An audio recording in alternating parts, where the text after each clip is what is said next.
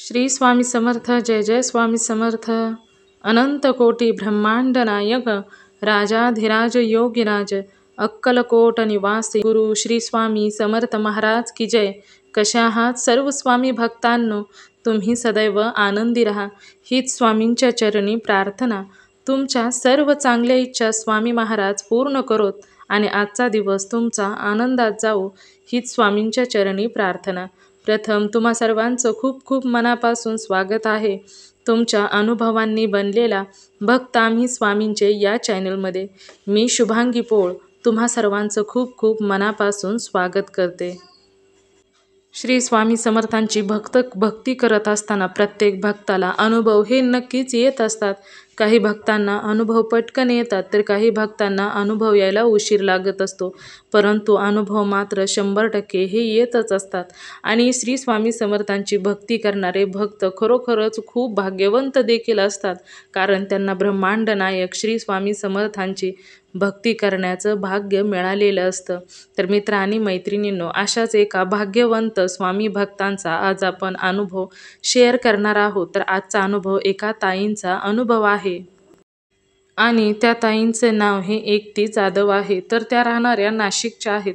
त्यांच्या आयुष्यामध्ये स्वामींनी खरोखरच खूप सुंदर सुंदर अनुभव दिलेले आहेत. कधी कधी स्वामी जेव्हा एखाद्या भक्तांच्या आयुष्यात येत असतात तेव्हा अविस्मरणीय अनुभव देऊन जात असतात. चला तर मग त्या ताईंच्या आयुष्यामध्ये स्वामींनी कोणकोणते अनुभव दिलेले आहेत, चला तर मग जाणून घेऊया त्या ताईंच्या शब्दामध्ये. ताई सांगायला सुरुवात करतात. श्री स्वामी समर्थ. हा मॅडम, मी सकाळी कॉल केला होता. हा, अनुभव शेअर करायचा आहे. हा, पण मग आता तुम्हाला वेळ आहे का? हो आहे ना, बोला की. हा हा नाव हा मी हा मी नाशिकहून बोलते, एकती जाधव म्हणून. एकती जाधव. हो. हा हा, तर मला मी 2023 पासून स्वामी सेवेत आलेली आहे. हा हा अरे वा, 2-3 वर्ष झाली ना मग? अ? 2-3 वर्ष झाली की मग स्वामी सेवा करताय तर? हो हो, पण मला म्हणजे ताबडतोब अगदी असं असे छोटे छोटे अनुभव बरेच आलेले आहे. हा हा प्रथम माझ्या मुलाच्या लग्नासाठी मी स्वामींना विनवणी केलेली होती. सेवेत म्हणजे मी ना सर्व्हिसला होते मॅडम. कशाला होत? तर सर्व्हिसला होते मी, कलेक्टर ऑफिसमध्ये ऑडिटर होते. अरे वा. हा हा, तर माझ्या बरोबर जो कर्मचारी होता ना, तर तो स्वामी सेवेत होता. हा हा तर त्यांनी मला बऱ्याचदा वेळेस सांगितलं की म्हणजे मॅडम असं करा तसं करा. तर मी त्यावेळेस इग्नोर केलं हा हा आणि मी प्रयत्न पण केला त्यावेळेस स्वामींचं ते करण्यासाठी. तर मग मला आता ते एखाद्या स्वामी सेवेत येण्यासाठी कोण जाणे, तर त्यावेळेस माझ्याकडनं म्हणजे विरोध यायचा तिकडनं. तर मी काय म्हणायची, काय होत नाही असं. हा हा म्हणून मग मी सोडून दिलं मध्ये बराच गॅप घेऊन. पण नंतर मग मुलाच्या लग्नाच्या संबंधी मी प्रयत्न करायला लागली ना, तर मग ते ब्राह्मण लोक काय म्हणायचे, पितृदोष आहे, असं हे तसं हे ते करावं लागेल. तर मुलगा म्हणे मम्मी हे सगळं थोतांडे, याला काही अर्थ नाही. म्हणून मग मी काय केलं, अचानक मला रात्री अशी झोपेतच आठवण झाली का कोण जाणे की मला उद्यापासून स्वामी सेवा करायची म्हणून असं. अरे वा. हा, तर म्हटलं उद्यापासून स्वामी सेवा करायची. तर मग जवळ काही एक नव्हतं. तर मग मी काय केलं, आमचे जे एक संबंधित आहे त्यांना सांगितलं की मला स्वामीचं फोटो पाहिजे. तर त्यांनी फोटो आणून दिला आणि मग सारामृतचं पुस्तक पण आणून दिलं आणि मी सुरुवात केली. अरे वा. सुरुवात केल्या मला मुलासाठी चांगलं स्थळ आलेलं. मुलगी माझी म्हणजे ती सूनबाई आहे, बीएससी झालेली आहे आणि ते पण चांगले लोक वगैरे भेटले. हा पहिला एक अनुभव झालेला. अरे वा, म्हणजे सेवेत आलं की स्वामींनी ऐकलंच तुमचं लगेच? हो हो, लगेचच. आणि खूप अगदी बारीक बारीक असे अनुभव बरेच आहे मॅडम. आणि मग त्याच्यानंतर सेकंड अनुभव असा, आमचे मेहुणे खूप आजारी होते इतके की त्यांना सगळं शरीर गाठी वगैरे सगळ्या आलेल्या होत्या. आता माझं ते स्वामी सेवा चालूच आहे, मला कोणी सांगितलं नव्हतं, पण मी सारामृत 1 ते 3 रोज वाचायची आणि तारक मंत्र म्हणायची आणि 1 माळ जप करायची. तर मग ते मेहुणे आमच्या आजारी इतके पडले. माझी बहीण आहे छोटी, तिचे मिस्टर, तर नो गॅरंटीचे म्हणजे असं खूपच अगदी डोक्यात असं होतं की एखाद्या कॅन्सर असू शकेल, असं असं काहीतरी चाललं. गाठ होती का? गाठी होत्या त्यांच्या कानाच्या तिथे. ते त्यांनी त्या गाठी पण काढल्या आणि शरीराला पूर्ण गाठी झालेल्या होत्या. आणि मग आणि माझी बहीण पण सर्व्हिसला होती ना, हा. आणि तिला एक मुलगा एक मुलगी, मुलीचं लग्न झालेलं आहे, मुलगा ते. आणि बरं त्यांना हे इतकं काही इतकं माहित नाही, ती बुचकी फारच अगदी. तर म्हणे काय करायचं काय करायचं, खूप रिपोर्ट वगैरे केले त्यांचे, त्या गाठी पण कट करून तपासायला पण पाठवल्या. हा. आणि मग ते टेन्शन मध्येच ना रात्रभर दोघं आई आणि मुलगा म्हणजे त्यांचा मुलगा आणि बायको रात्रभर त्यांचं अंग चेपत बसायचे इतके म्हणजे. आणि पूर्ण काळे पडलेले होते, स्किन पण त्यांची पूर्ण काळी पडलेली होती. मग आम्ही गाठी बघायला पडल्या होत्या म्हटल्यानंतर त्याचं निदान नाही का झालं, कशामुळे होतंय ते? हो ना. नाही मग रिपोर्टला गेलेले होते ना, मुंबईला रिपोर्ट गेलेले होते ना. हा. तर मग आम्हाला धाकधूक काय होतं की एखाद्या वेळेस कॅन्सर असू शकतो की काय हा, असं हा, असं. तर मग मी सहज माझी मुलगी आणि मी आम्ही असं पूजा करायचो स्वामींची नेहमी. मग मुलीने काय केलं, एक मोठी पाण्याची बाटली भरून तिथे स्वामींजवळ ठेवली हा. आणि ती दिली की म्हणे काका तुम्ही हे तीर्थ घ्या म्हणे, हा. याच्याने बराच फरक पडेल. तर मग ती तारक तेवढी मंत्राचं बाटली. तीर्थ, तारक मंत्राचं तीर्थ बनवलं होतं का? हो हो. साधं अगदी तारक मंत्राचं असं म्हणजे शास्त्रोक्त पद्धतीने नव्हतं बनवलेलं मी. हा. पण मी असं तारक मंत्र म्हणायची आणि त्याच्यावर हात वगैरे ठेवून असं ते तीर्थ दिलं त्यांना. हम्म, हम्म, मग त्यांनी ते घेतलं. हम्म. तर आता थोडंसं काहीतरी औषध गोळ्यांचा पण आणि स्वामींची पण कृपा. तर त्यांचे रिपोर्ट मी स्वामींना बोलले, म्हटलं स्वामी समर्थ काही करा पण त्यांचे रिपोर्ट एकदम नॉर्मल आले पाहिजे म्हटलं. अरे वा. आणि खरंच तसंच झालं. रिपोर्ट एकदम नॉर्मल आले म्हणजे इतकं कंडिशन त्यांच्या पूर्ण शरीरात गाठी होत्या मॅडम, पूर्ण शरीरात. बापरे. हा. आणि छातीला कानाला इकडे तिकडे पूर्ण अगदी, आणि कंबर इतके दुखवायचे का ते. माझी बहीण आणि त्यांचा मुलगा रात्रभर जागे असायचे. तर मग त्यांना तो फरक पडला. मग मी नंतर काय केलं, त्यांना फरक झाल्यानंतर दिंडोरीला स्वामींच्या मठात त्यांना घेऊन गेले. अरे वा. ते हा. नव्हती का सेवा करत? ते नव्हते सेवा करत, ते अजूनही नाही करत, मी ते सांगते. अरे. म्हणजे बहिणीचं कसं आहे मॅडम, निगेटिव्ह पोझिशन आहे तिचं. तिचं कसं म्हणणं आहे माहितीये का, की मी सगळं काही करते पण मला फरकच पडत नाही पटकन, असं तिचं म्हणणं आहे. म्हटलं हे बघ, प्रारब्धात जेव्हा असतं ना तेव्हा येतं, तू फक्त सेवा करत राहा. हो ना, आपलं काम आपण फक्त करत राहायचं. हा. आणि मग नंतर ते झाल्यानंतर लगेच काय झालं माहितीये का, माझा मोठा भाचा आहे, त्याला लिव्हरचा कॅन्सर झाला. तर त्याचं ऑपरेशन बॉम्बेला. तर तेव्हा पण आम्हाला सगळेजण टेन्शन मध्ये, सगळ्यात मोठा भाचा तो. आणि सगळ्यात वयाने लहान शिवाय. तर म्हटलं बापरे काय करायचं आता, त्याचं लिव्हरचं अर्ध लिव्हर काढायपर्यंत आलेलं. म्हटलं काय करायचं. मग स्वामींना म्हटलं स्वामी काही करा, तुम्ही तुमच्या प्रयत्नाने त्याला ते कसं करायचं ते करा. त्याचं ऑपरेशन झालं, नॉर्मल झाला तो व्यवस्थित. म्हणजे कॅन्सर आहेच त्याला, पण मग तो लगेचच 1-1.5 महिन्यामध्ये, म्हणजे स्वामींनी ते पण एक अनुभव ऐकला माझा. म्हणजे सॉरी, प्रार्थना ऐकली आणि त्याला पण चांगला गुण दिला स्वामींनी. नंतर त्याचं आटोपलं कुठे नाही, तर ही जी बहीण आहे ना छोटी, कोणाची? जिच्या मिस्टरांचं आपण आता हे केलं होतं. गाठी होत्या त्यांची मुलगी का? हो. नाही, आता तिचे मिस्टर जे रिपोर्ट वगैरे घेत होते ना, हा, तर त्यांचीच बायको म्हणजे माझी बहीण छोटी. बरं. तर तिला ब्रेस्ट कॅन्सर झाला. बापरे.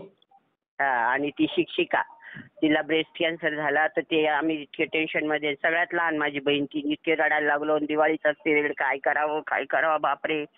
म्हटलं कसं करायचं. तर मग मी स्वामींना विनवणी केली. म्हटलं स्वामी, सगळ्यात लहान आहे म्हटलं, आणि ती सगळं अगदी तिचं लाईफस्टाईल सगळं चांगलं असताना का बरं असं झालं. म्हटलं काही करा म्हटलं, पण आता तिला पण जरा चांगलं गुण द्यावं असं.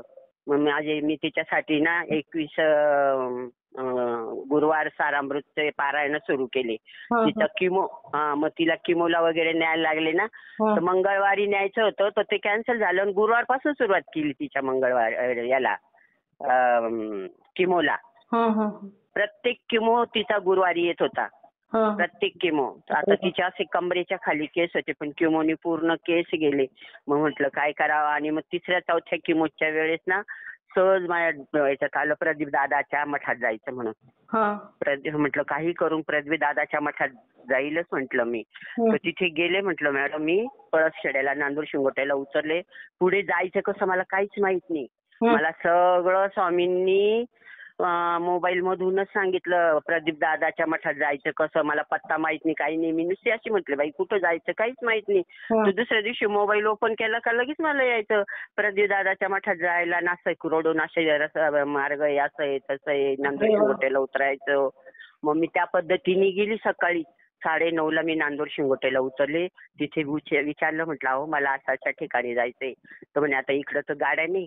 मग तिथेच मी स्टॉपवर उभी थांबली. म्हटलं स्वामी आता इथपर्यंत तर आले, पण काही करा म्हटलं, आता तुमची मला भेट घ्यायचीच आहे, म्हटलं तुमच्या दर्शनाला यायचंच आहे, काही करा. अशी बोलते पुढे. नाही तर दुधाची गाडी एक आला, दूध 2 व्हीलरवर दूध घेऊन चाललेला. तर म्हणे मॅडम चला म्हणे.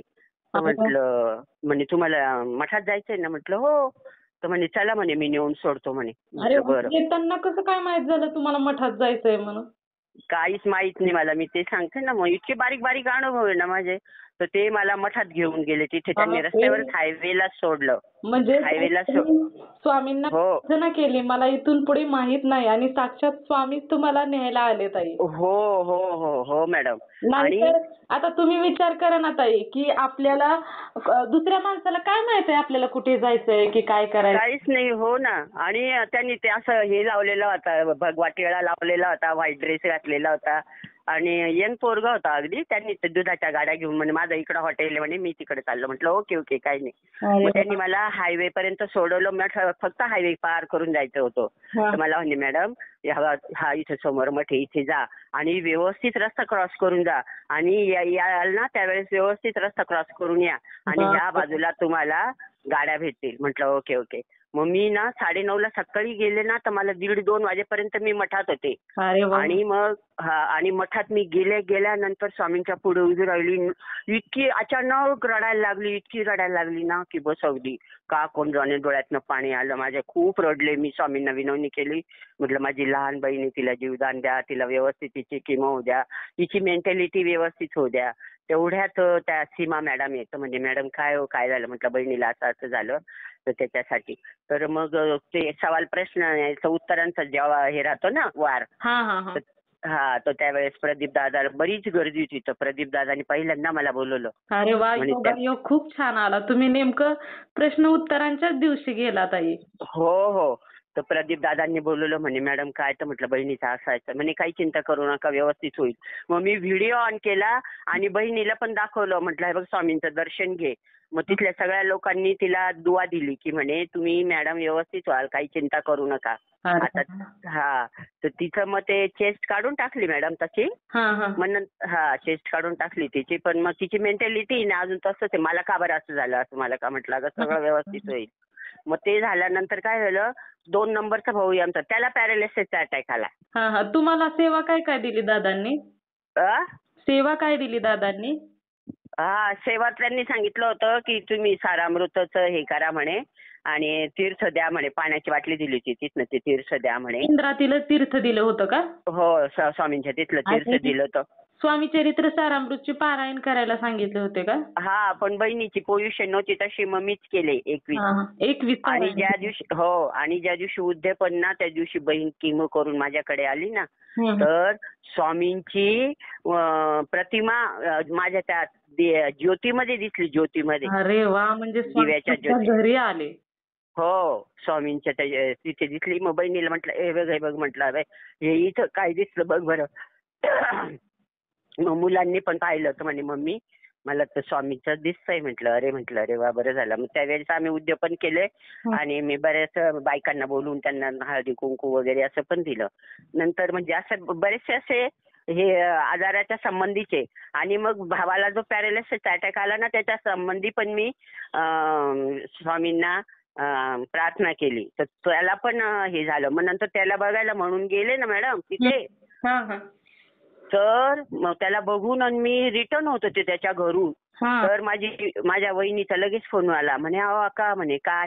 तर म्हटलं अहो एक पोरगा असं गोरा उंच, पायात चप्पल नाही, काही नाही, गोरा उंच असा आलाय म्हणे माझ्याकडे. म्हटलं मग तर म्हटलं मग काय म्हणे तो? तो म्हणे ये मैडम गई ना, अभी ये गई ना, मैं उनके सामने रहता हूँ बोले, मैं उनको वो मेरी सामने रहती बोले और मैं उनको पहचानता हूँ बोले. तो वहिनी म्हणे म्हणे तुम्ही ओळखता का? म्हटलं आता मला काय माहिती, म्हणजे मी अशी बोलली का घरी आल्यावर.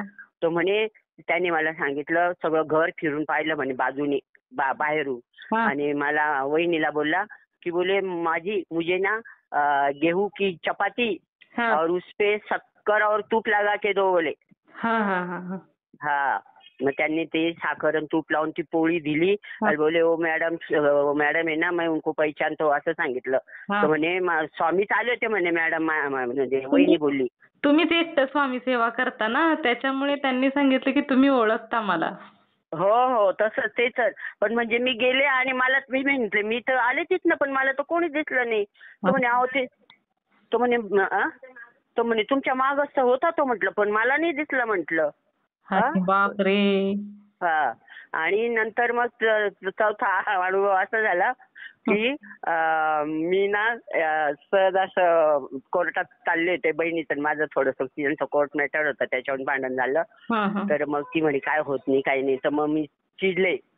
मी माझी चूक कबूल करते मॅडम. मी डायरेक्ट गेले आणि स्वामींवर चिडले. म्हटलं स्वामी काय चाललंय म्हटलं हे. तिला इतके ताण होत आहे काय करू म्हटलं मी असे जोरात ओरडले आणि पैशाची बॅग घेऊन कोर्टात गेले. बापरे. पैशाचे त्याच्यात 7,000 रुपये होते ते कोर्टात गेले आणि अर्धा तासही नाही झाला तर माझी पर्स मारल्या गेली. 7च्या 7,000 गेले. बापरे. आणि दुसरी आता दसऱ्याची दुसरीच माळ होती त्या दिवशी घटस्थापनेच्याच दिवशी माझ्या मते. तर आणि माझ्या पर्स मध्ये 5 पैसे पण नव्हते. पैसे पण नव्हते माझ्याकडे इकडनं यायला. मी मुलीला फोन केला तर म्हणे काय म्हटलं अगं बाबा माझी पर्स गेली. म्हटलं आता कशी काय येऊ. तर म्हणे मला डाऊट आला मम्मी स्वामींवर चिडली ना आता हिला काहीतरी घटना घडणारच आहे म्हणून.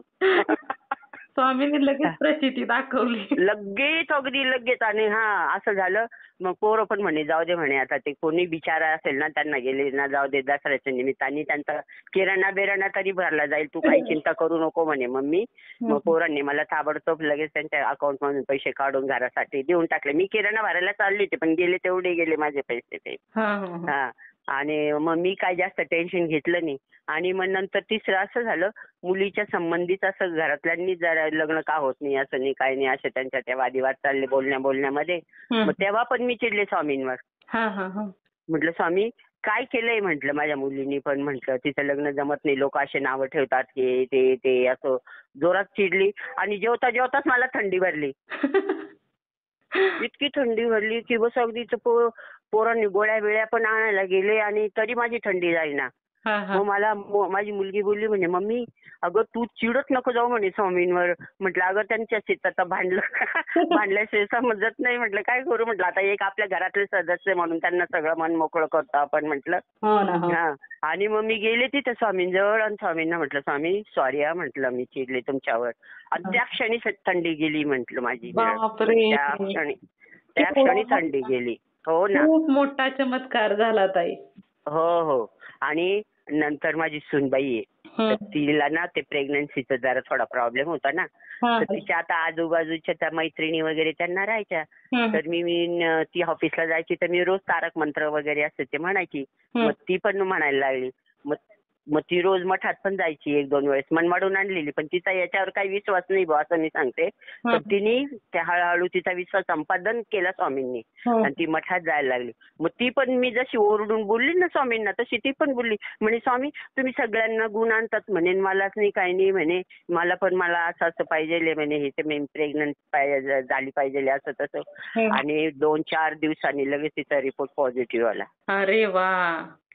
आणि आता मॅडम आता जस्ट ती 9 मे मध्ये तिची डिलिव्हरी आहे. तिला मग मध्यंतरी ब्लडिंग पण व्हायला लागलं ना तर ती लगेच स्वामी पुढे जाऊन बसायची. स्वामी हे काय चाललंय म्हणे मला माझी धोळी रिकामी नका करू असं नका तसं करू.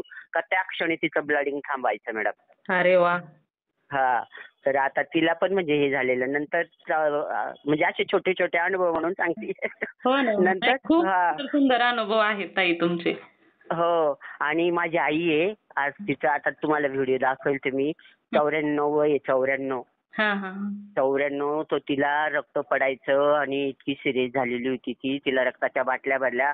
सगळे बहीण भावंड आम्ही रडायचो. भाऊ माझा एक आफ्रिकेला येतो म्हणे काय करायचं म्हणे आपण आई जर गेली तर कसं व्हायचं म्हणे. तिला दवाखान्यात वगैरे नेलं. मग तिला रक्ताच्या बाटल्या भरून आणल्या घरी आणल्यानंतर चालतच नव्हती अजिबात काहीच खात नव्हती. तिला म्हटलं, मग मी पण तिला आईला ओरडायची. म्हटलं तू सगळं स्वामींवर सोड म्हटलं. सगळं व्यवस्थित होईल म्हटलं. तुझं वय जरी जास्त असलं तरी तू नीट होशील. परत पहिल्यासारखी चालशील.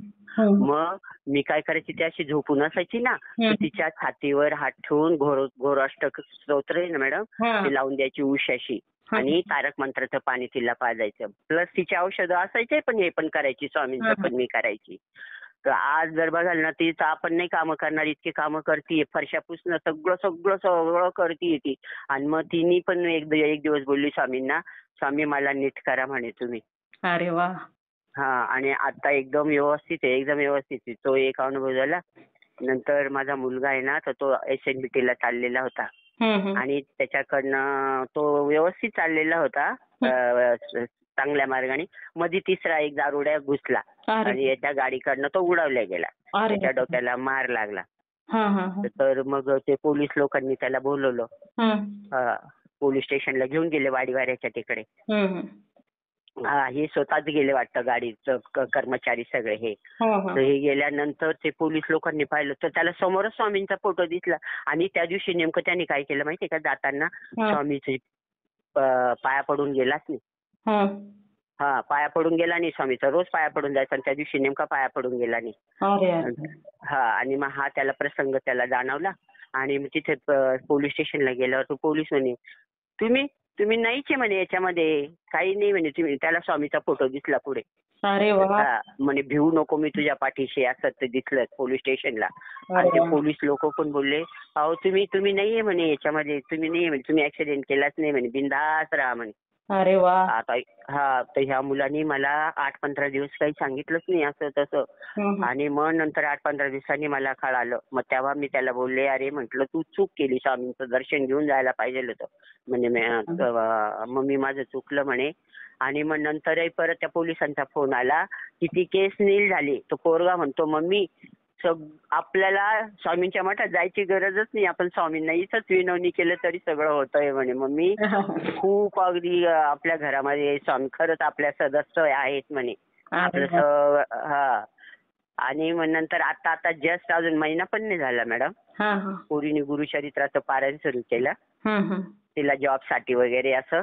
आणि पहिलाच गुरुवार प्रार्थना करून ती अगदी दिण्यात बसलेली आणि स्वामींना बोलली. तिचं काय ते कर्जाचं संबंधी होतं की माझं हे एवढं कर्ज आहे, तर मला ना आता काय करायचं मला समजून नाही राहिलं म्हणे. आणि तेवढ्याच ते कार्डवाले जे असतात ना, ते डेबिट कार्ड वगैरे त्यांच्यावर कर्ज घेतलेलं असतं यांनी. मग मुलीनी त्या मुलीला फोन केला, म्हणे मॅडम माझा हप्ता अजून कट झालेला नाही म्हणे, काय करायचं म्हणे. तर म्हणे बघा बरं म्हणे, नाही तर माझं सिव्हिल खराब होईल म्हणे. तर म्हणे मग तिने पाहिलं तर म्हणे मॅडम, आणि हिच्याजवळ 5 पैसे पण नाही. तर ती बाई लगेच म्हणते, अहो तुमच्या अकाउंटला तर 18,000 जमा आहे म्हणे, तुम्हाला पैसे भरायची काही गरज नाही. अरे वा. मला मुलगी होती, मम्मी पाहिलं ना स्वामींनी काय केलं. म्हटलं काय. म्हणे माझ्या अकाउंटला तर 18,000 पडले. म्हटले अरे बापरे. तर आम्ही दोघी मुलगी आणि मी इतकी रडले. म्हटलं अरे बापरे. स्वामींनी लगेच आपली प्रार्थना ऐकली आणि बऱ्याचसा दिलासा दिला. तर अशा पद्धतीचे मला इतके बरेच अनुभव आलेत मॅडम की बस अगदी. स्वामींची लीलाच अशी आहे ना. हो. कधीच आपल्या भक्तांना संकटात ठेवतच नाहीत. हो. खरोखर खूप सुंदर सुंदर अनुभव आहेत ताई. लहान असं त्याला काय नाही, लहान मोठेच असावेत असा नियम नाही, परंतु स्वामींची लीला काय आहे, स्वामी चमत्कार कसे करतात हे खूप लोकांना अनुभवामार्फत माहित होतं. त्याचबरोबर एखाद्याला संकटात, आपल्यासारखी खूप लोकांना अशी संकट येत असतात ना, जेव्हा एखादा व्यक्ती आपल्यामुळे स्वामी सेवेत येतो ना, त्यावेळेस ते खूप मोठी स्वामी सेवा असते ताई. आता माझी बहीण पण करायला लागलीये, पण तिला जास्त बसवत नाही ना ते पोथी वगैरे करायला मॅडम. तर तिला म्हटलं काय हरकत नाही तारक मंत्र, पण म्हणे अक्का तुला जसं. आता परवाच्या दिवशी मॅडम मी सहज झाडत होते आणि माझ्या हातातनच गोटी पडली. अरे बापरे. हातातून? हो. आणि ती कुठे आली हातामध्ये? माहित नाही. माझा एक जुना सॉक्स होता बाहेर असा पडलेला, म्हणून मी तो उचलला सॉक्स. म्हटलं आता, आणि ओटा झाडत होती. तर त्याच्यातनं काहीतरी टपकन पडायचा आवाज झाला मला.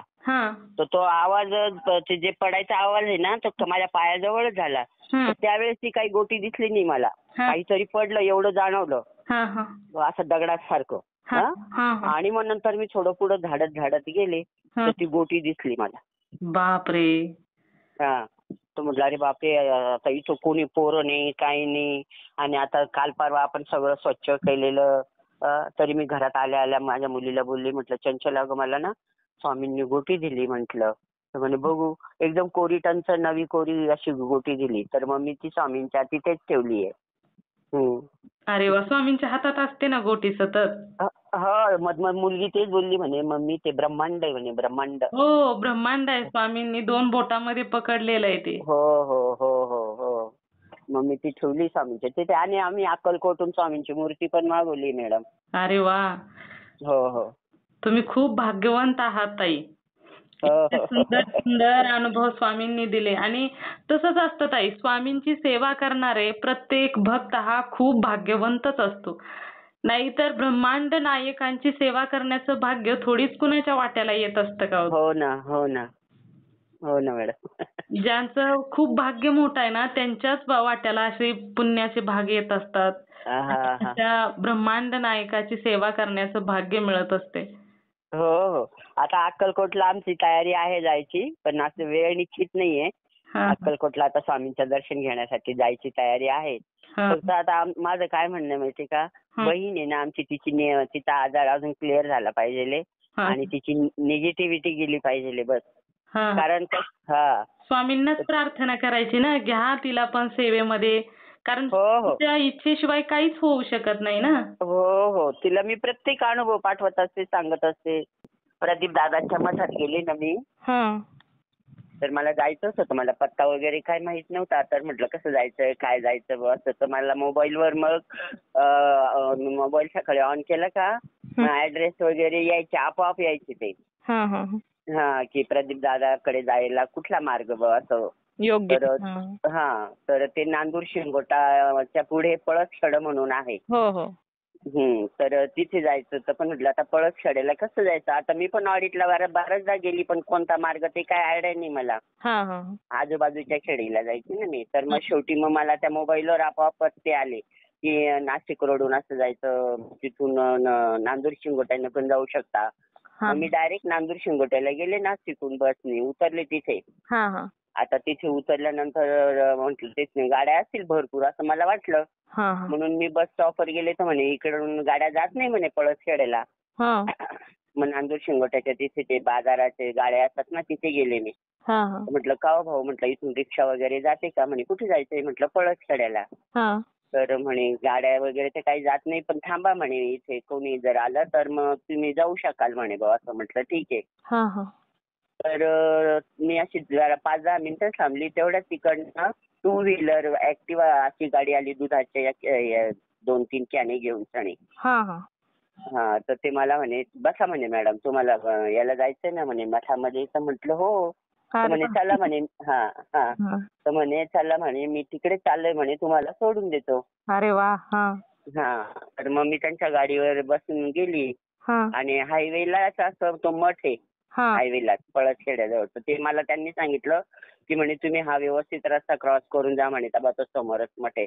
तर मग मी तर त्यांना थँक्यू सर असे म्हटले आणि गेली. तर म्हणे येताना म्हणे व्यवस्थित या म्हणे, रस्ता क्रॉस करून व्यवस्थित या, इथे या साईडला थांबा म्हणे, तुम्हाला कोणती पण गाडी भेटेल म्हणे जायच्या वेळेस. म्हटलं ओके म्हटलं सर.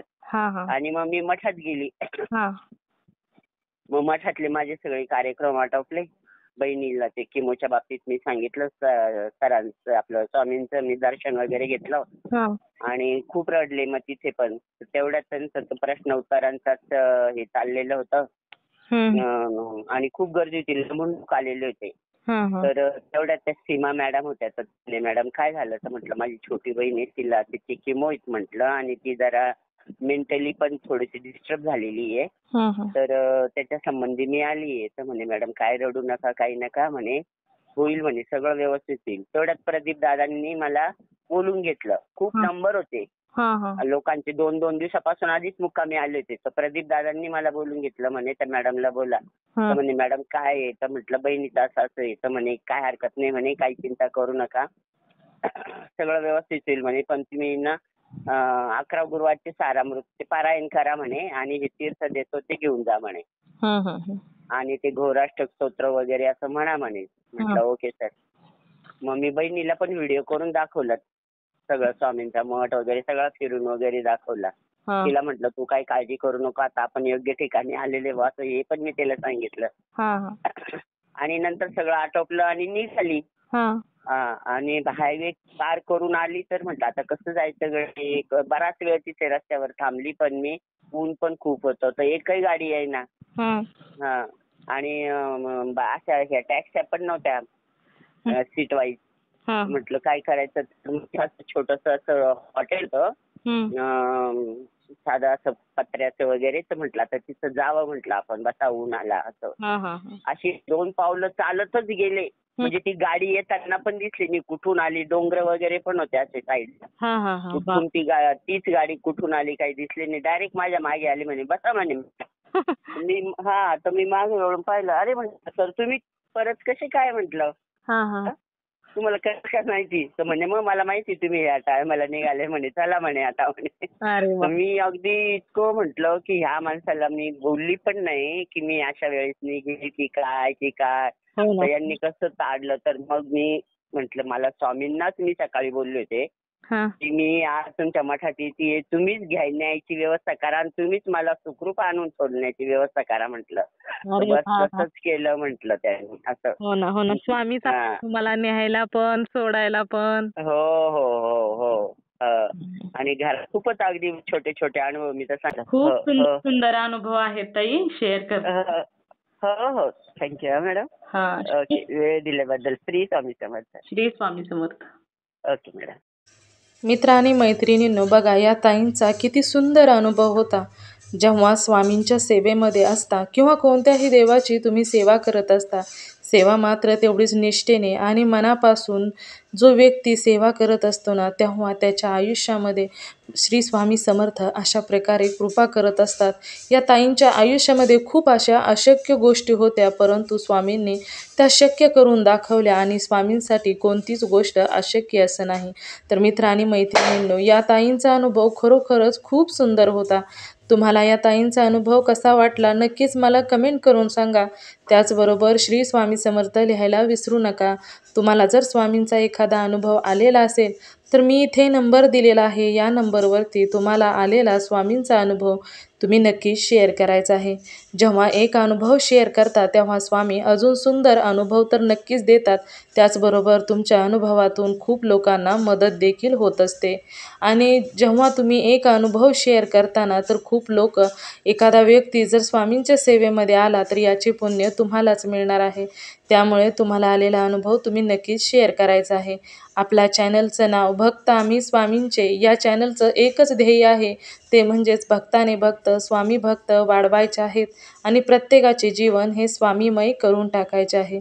त्यामुळे तुम्हाला आलेला अनुभव तुम्ही नक्की शेअर करायचा आहे. तर मित्र आणि मैत्रिणींनो, तुम्ही सर्वांनी मिळून माझा व्हिडिओ शेवटपर्यंत ऐकला त्याबद्दल मी मनापासून तुम्हा सर्वांची खूप खूप आभारी आहे. पुन्हा भेटूया श्री स्वामी समर्थांच्या अशाच एखाद्या सत्य अनुभवाबरोबर. तोपर्यंत तुम्ही सर्वजण नेहमी सुखी राहा, समाधानी राहा, आनंदी राहा. श्री स्वामी समर्थांचं नामस्मरण करत राहा. श्री स्वामी समर्थ. जय जय स्वामी समर्थ. धन्यवाद.